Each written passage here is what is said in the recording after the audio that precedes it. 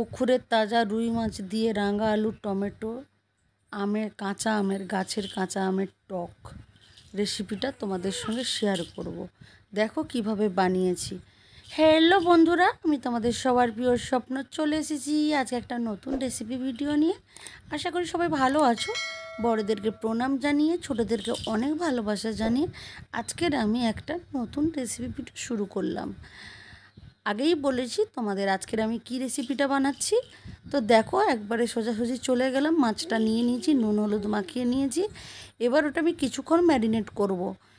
সময়টা হচ্ছে 20 থেকে 30 মিনিট। তারপর মাছগুলোকে আমি কড়াইতে দিয়ে সেটাকে ভেজে নিয়েছি। আর ভেজে দেখো উঠিয়ে নিয়েছি। আর বলেছি পুকুরের তাজা মাছ, যেটা জালেতে আমার ভাই ধরেছিল। তো বেশ অনেকটাই বড় মাছ ছিল। তো সেই মাছটা পুরো কাটার পরে অনেকগুলোই পিস হয়েছিল। তো সবগুলো পিস আমি ভেজে নিয়েছি, কিন্তু সবগুলো পিস তো টকের মধ্যে দিইনি।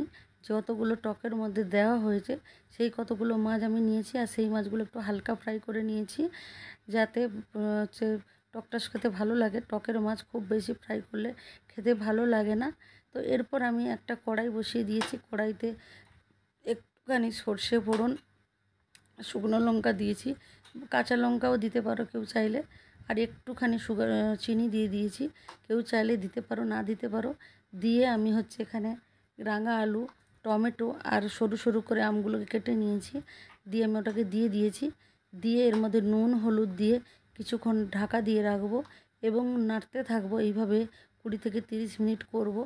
করার পরে যখন ধীরে ধীরে এটা মজে যাবে এবং হচ্ছে একটুখানি হালকা হালকা জল বেরোবে, তারপরে আমি নেক্সট স্টেপে যাব। 10-15 মিনিট পরে ঢাকনাটা খুলে নিয়েছি। আর এর মধ্যে আমি কিছুটা একটু হালকা পরিমাণ জিরে গুঁড়ো দিয়েছি, ধনে গুঁড়ো দিয়েছি। কেউ চাইলে এটাকে দিতে পারো না দিতে পারো। একটু কাঁচা লঙ্কাও দিয়ে দিয়েছি যাতে টেস্টটা ভালো থাকে। আর আগেই বলেছি কাঁচা গাছের আম, তো গাছের আমগুলো আমি দিয়ে দিয়েছি। আর দিয়ে অল্প একটু জল দিয়ে দিয়েছি।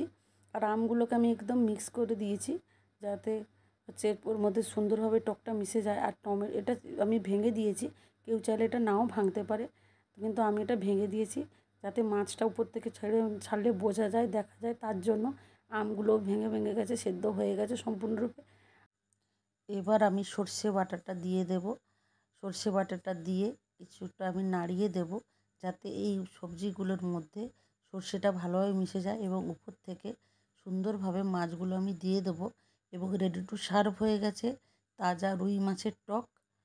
আমার রেসিপিটা যদি তোমাদের ভালো লেগে থাকে তাহলে লাইক কমেন্ট শেয়ার করে আমার পাশে থাকবে। সবাইকে আবারও অনেক ভালোবাসা। Tata, bye bye.